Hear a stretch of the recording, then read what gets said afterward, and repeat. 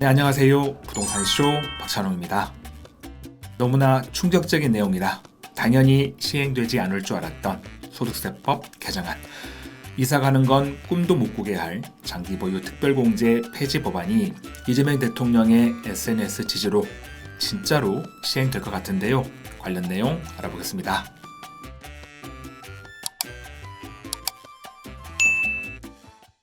이번 시간은 주택을 팔 때마다 세금 폭탄을 피할 수 없는 장기 보유 특별공제 폐지 법안에 대해서 알아볼까 합니다. 제가 지난 4월 16일 이 앞주 목요일로 기억하는데요. 그때 제가 라이브 방송할 때 언급했던 내용입니다. 지금 보시면 지난 4월 8일 날 소득세법 개정안이 국회에 발의가 된 게 있습니다. 주된 내용이 뭐냐면 두 가지가 있는데요. 첫 번째는 우리가 주택을 팔았을 때 살 때보다 팔 때 비싸게 팔아서 그 양도 차익에 대해서 양도세 계산할 때 집을 오랫동안 가지고 있으면 공제해주는 장기 보유 특별공제, 이걸 완전 폐지하겠다.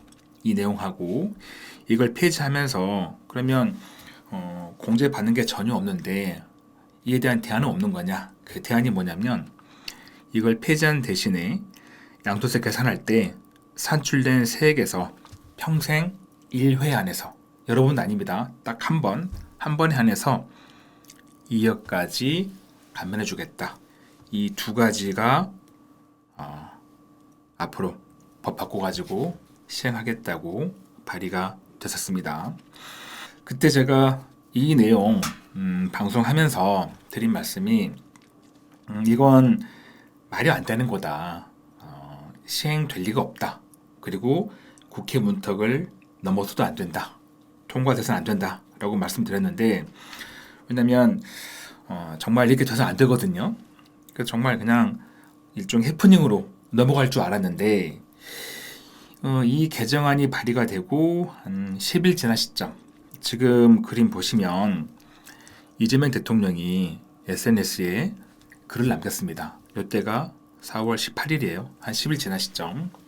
어떻게 남겼냐면 이 장기 보유 특별공제 폐지는 실거주 1주택자에게 세금 폭탄이야 라는 주장은 논리 모순이자 명백한 거짓 선동이다 라고 했습니다.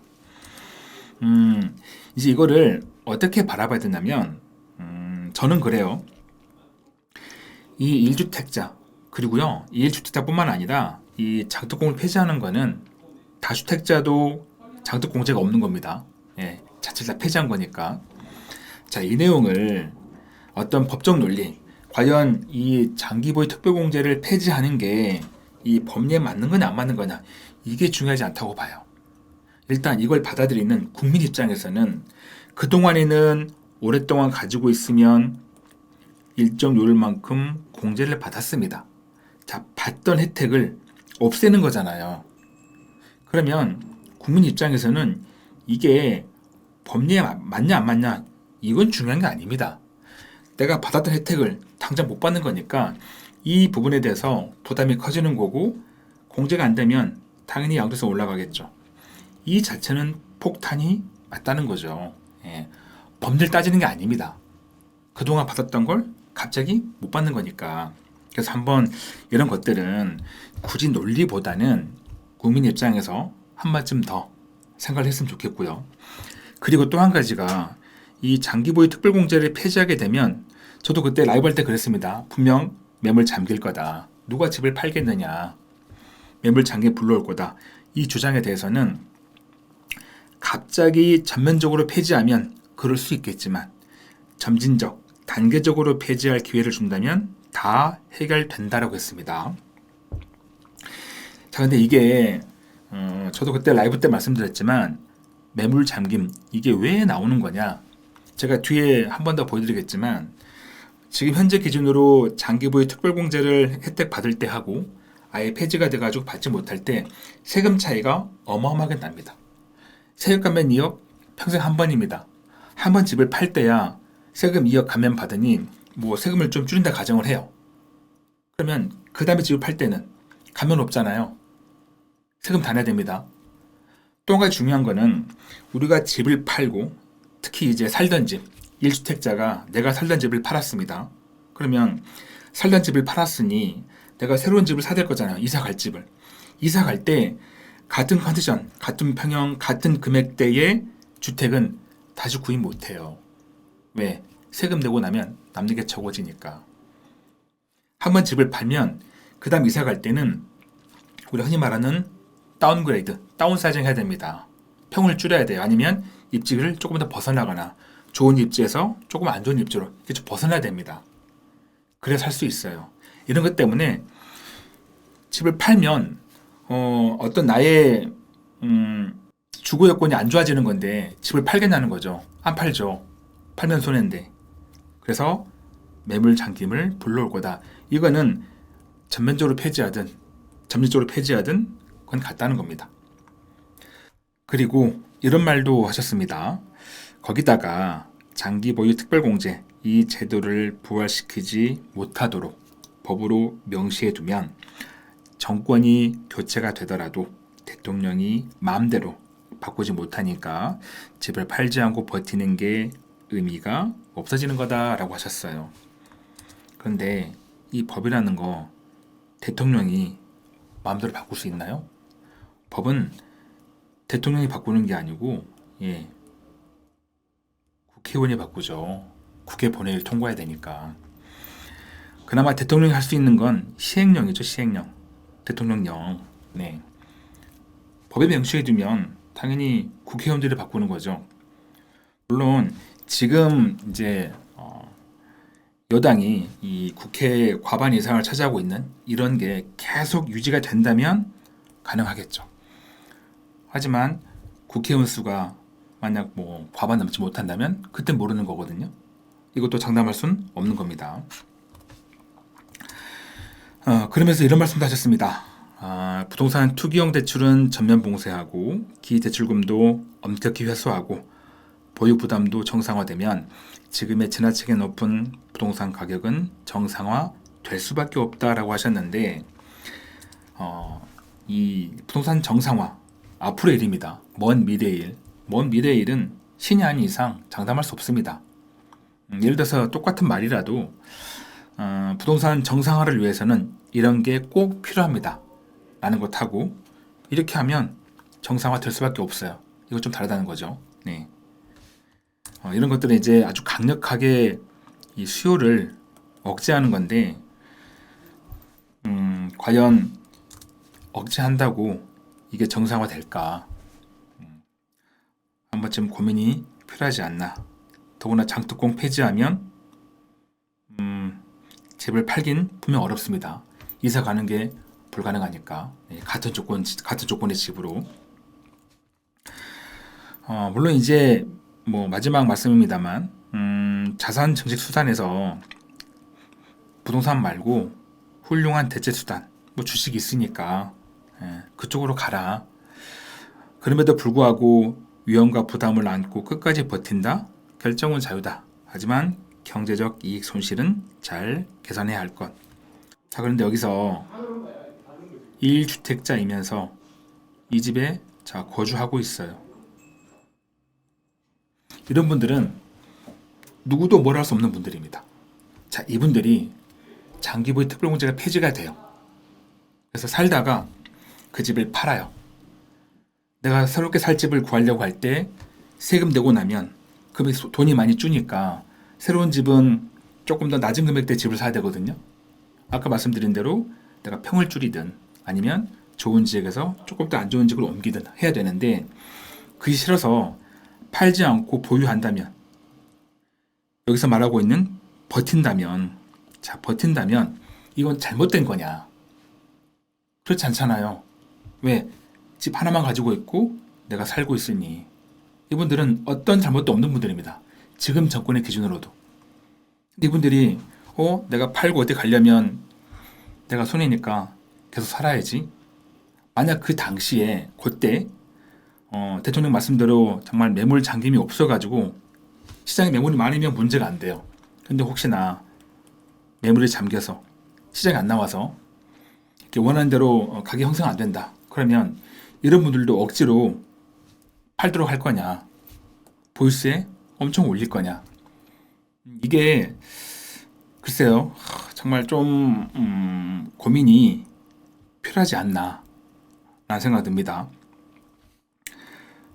그래서 정말 이게 뭐 해프닝으로 끝날 줄 알았는데 이렇게 대통령이 이렇게 SNS에 직접 지지하는 걸 보면 뭐 단번에 원래 이 개정안 계획은 시행 시점이 언제냐면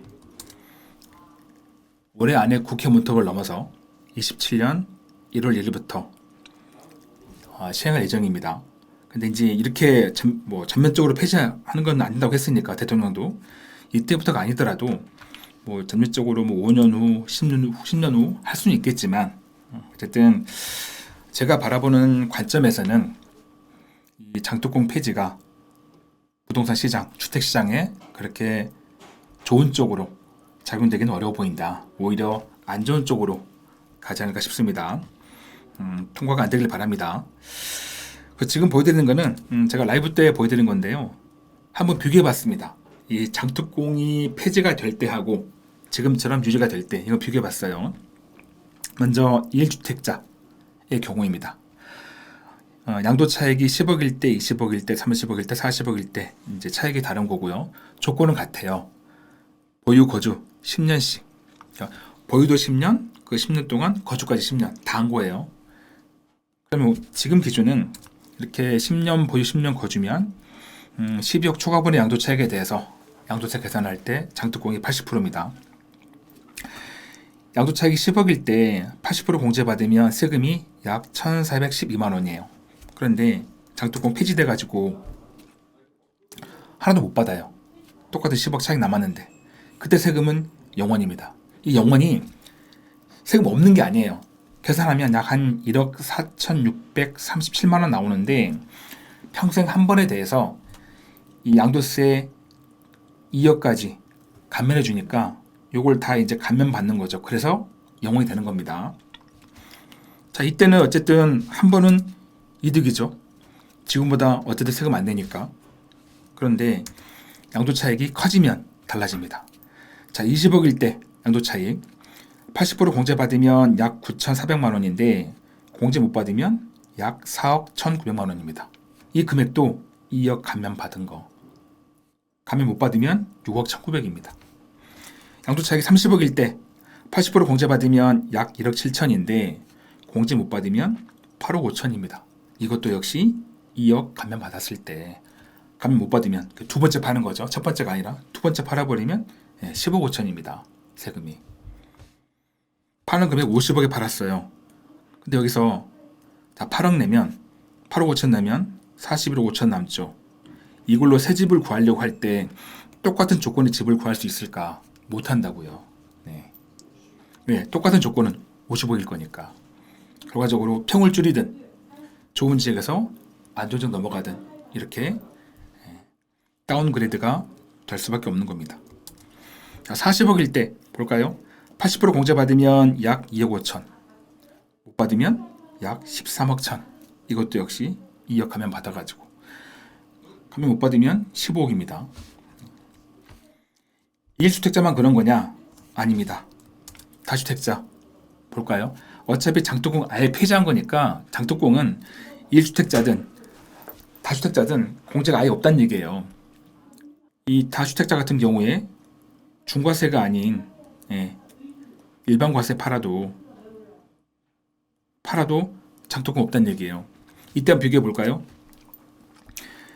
양도 차익이 10억일 때 지금 기준은 다주택자는 1년당 2%씩 15년 최대 30% 공제 받는 게 현재 장특공입니다.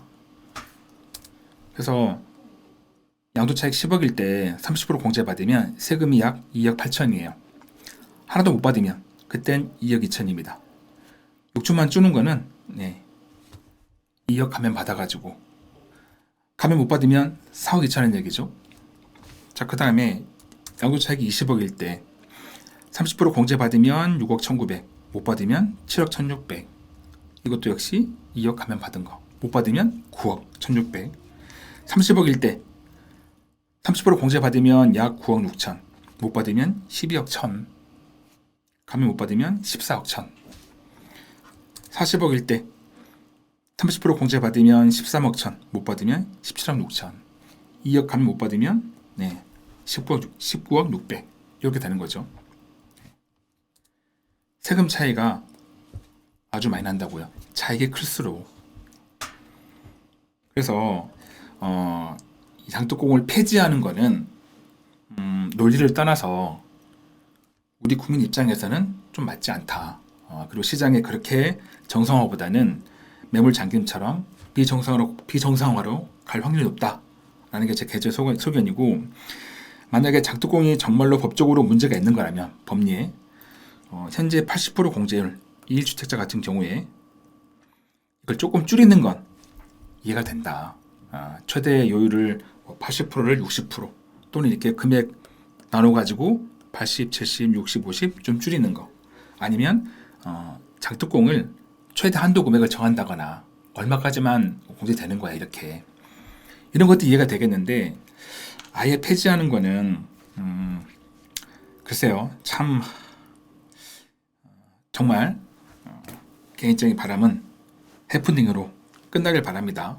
이게 통과되지 않고. 하지만 이 대통령의 SNS 글을 보면 이런 참 말도 안 되는 일이 실제로 시행될지도 모르겠다라는 그 불안감을 지울 수 없습니다.